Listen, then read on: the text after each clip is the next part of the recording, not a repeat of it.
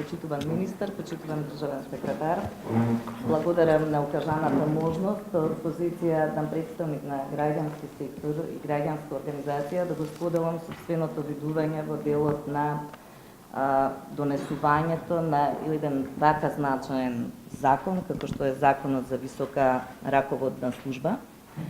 Убедена сум дека е ова еден од клучните чекори во враќање на довербата на граѓаните во институциите, бидејќи конечно имаме еден систем во кој што говориме од процес на дискреција на избор на именувања на лицата во јавната администрација кон отворен систем во кој што говориме за избор на најдобри и најкомпетентни кадри на највисоките раководни позиции во администрацијата.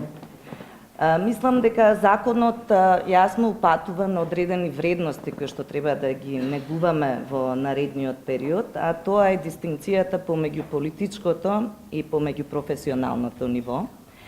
И законот говори за мене дека конечно треба да почнеме да зборуваме како да ја средоточиме администрацијата од идеја кон администрација раководена по резултати.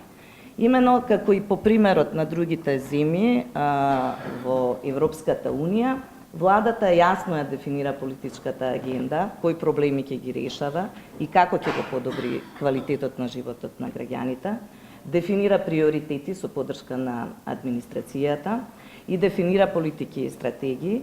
Меѓутоа, високата раководна служба, директорите, институциите заедно со администрацијата се оние кои што треба да дадат најдобри решенија за тоа како да се постигнат тие стратешки приоритети и цели на владата. И од тука сметам дека конечно почнуваме да говориме за администрација која што ќе го брани јавниот и државниот интерес пред интересот само на определени политички елити. Она што исто така е за поздравување се три работи на кои што би сакала да упатам внимание во процесот на високата раководна служба. Првиот сегмент е процесот на селекција на кандидатите. Значи, конечно имаме и по примерот на другите земји едно централно место каде што низ отворена и конкурентна постапка ќе се нуди можност на секој граѓанин да аплицира за ваквата позиција и да биде дел од високата раководна служба, односно да ги предводи институциите во остварување на резултати и подобрување на квалитетот на животот на граѓаните. Второ, ваквото решение упатува исто така дека пораката, јас така ја толкувам, како пораката на владата дека и се потребни најдобрите и најквалитетните кадри и од администрацијата, меѓутоа и кадри од деловниот сектор, од бизнис заедницата, од граѓанскиот сектор, од сите сегменти на општеството.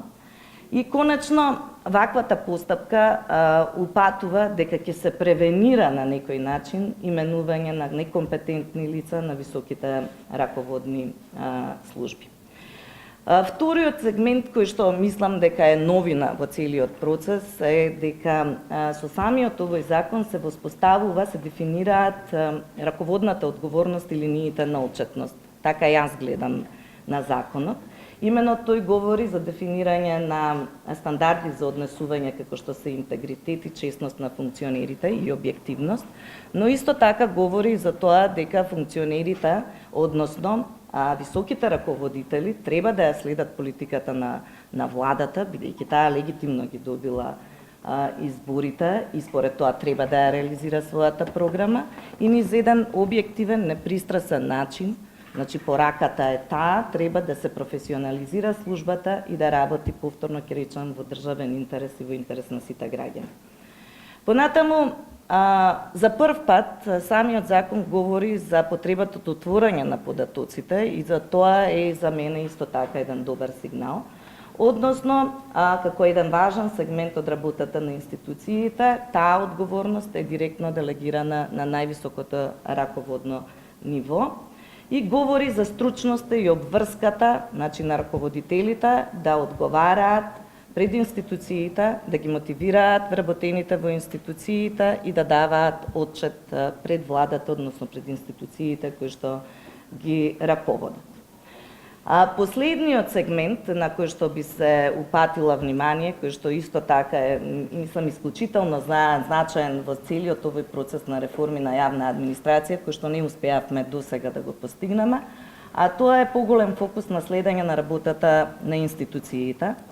Законот конечно не само на државните службеници, туку создава обврска и раководителите да бидат оценети од страна на владата или од страна на претпоставените, и за нас граѓаните е тоа добра порака дека институциите во целина ќе бидат следени во делот на остварување на резултатите, во интерес на граѓаните. Досега целиот процес на следење на учинокот се темелеше на оценка на административните службеници. Никогаш не се бараше одговорност од раководителите на институциите, и за мене ова е една силна политичка порака дека конечно клучните раководители, директорите ќе бидат низ една предмет на засилено следење од страна на надлежните министерства, владата или непосредно претпоставените именувани лица во делот на она што треба да го постигнат. Законот исто така предвидува и изјава за мандат, какви резултати тие треба да им понудат на граѓаните во подобрување на работењето. И мислам дека конечно се приближуваме кон европските стандарди и трендови во делот на овој сегмент на високата раководна служба.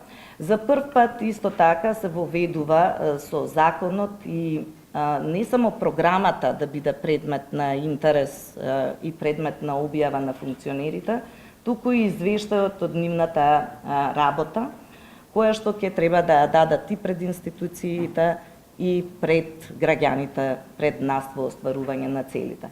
Така што верувам дека овие индикатори по кои што ќе се оценуваат функционерите треба да придонесат кон конечна промена и конечно едно подобрување на системот на управување на перформансите на институциите. Она што за мене исто така е клучен предмет на интерес во процесот на донесување на овој закон, а тоа е последно и со тоа завршуваме, Комисијата за високата раководна служба. Именно оние кои што ќе бидат избрани во таа комисија, кои што ќе треба да го вршат процесот на селекција на функционерите и на раководителите, треба да имаат сериозен кредибилитет за тоа да го прават. Треба да обезбедат, демонстрираат и независност, и да обезбедат независност не само од политичките, туку и од корпоративните влијанија, и треба да имаат добра репутација и морален интегритет. Доколку успееме се во ова да го направиме, верувам дека на некој начин ќе направиме еден голем исчекор во доближување до европските стандарди. Во однос на меѓународните искуства ќе оставам во текот на дискусијата Марија, бидејќи верувам дека тоа е доволно. Ви благодарам.